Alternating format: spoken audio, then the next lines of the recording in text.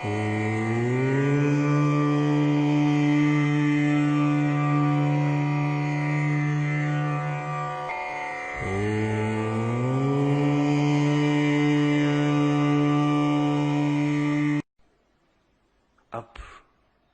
तुम जब अपने भीतर जाते हो और विचारों को देखते हो तो तुम्हारा गेस्टाल्ट एक है।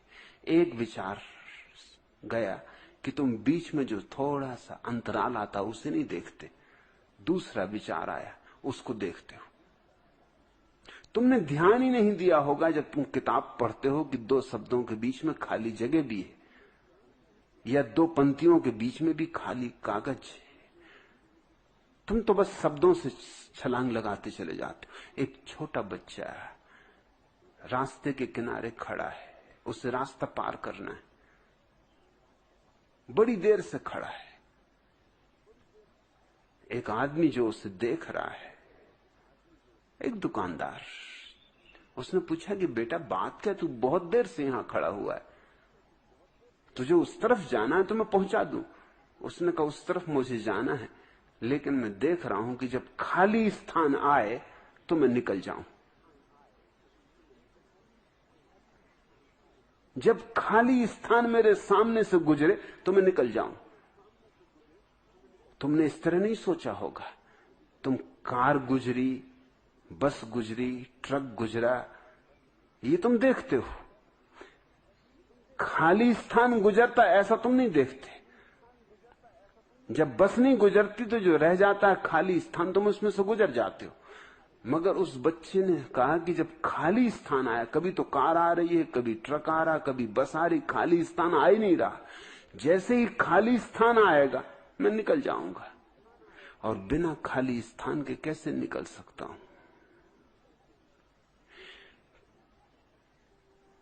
तुम्हारे भीतर विचारों की श्रृंखला में खाली स्थान आ रहे हैं, प्रतिपल आ रहे हैं, मगर उन पर तुम्हारा ध्यान नहीं।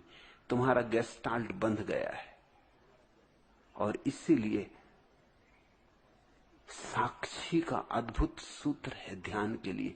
तुम सिर्फ साक्षी होकर खड़े हो जाओ किनारे और देखते रहो आंख गड़ा के विचारों को गुजरते हुए। और तुम चकित होगे, देखते देखते जैसे बूढ़ी स्त्री जवान में बदल जाती, ऐसा ही तुम्हारे भीतर का गेस्टाल्ट बदलेगा। तुम अगर देखते रहो विचारों को साक्षी होकर, तो धीरे से तुमको एक क्षण पता चलेगा कि हर दो विचार के बीच खाली जगह आती। और जैसे ही तुम्हें खाली जगह दिखाई पड़ गई, तुम दूसरा काम भी कर सकते हो। एक खाली स्थान से दूसरे खाली स्थान में छलांग, दूसरे से तीसरी खाली स्थान में छलांग। विचारों को छोड़ के छलांग लगने लगती। अभी खाली स्थान को छोड़ के तुम छलांग लगाते हो, फिर विचारों को छोड़ के खाली स्थान में छलांग लगाने लगते हो। वही ध्यान की प्रक्रिया है। खाली स्थानों को जोड़ लेना अपने भीतर ध्यान है। विचार तिरस्कृत हो गया, अनादृत हो गया, तुम विचार के प्रति उदासीन हो गए। ध्यान है खाली अंतरालों को देखने की क्षमता, और जैसी ये क्षमता आती, पर्दा गिर गया। अब तुम्हें वह दिखाई पड़ने लगेगा जो अव्वल और आखिरी। पहले ही पहल नाम लेता हूं अल्लाह का, जो निहायत रहम वाला मेहरबान है। सीधी सादी बात है कि परमात्मा करुणा है। बुद्ध भी इस बात को कहते हैं, लेकिन बुद्ध के कहने का ढंग बहुत और है।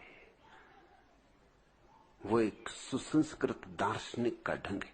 बुद्ध कहते हैं जब ध्यान का कमल खिलता है तब करुणा की सुगंध उड़ती।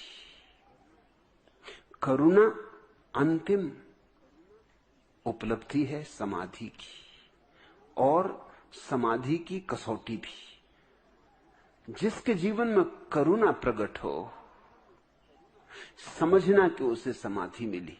भीतर मिलती है समाधि, बाहर करुणा की गंध उड़ती। भीतर जलता है समाधि का दिया और बाहर करुणा की रोशनी फैलती।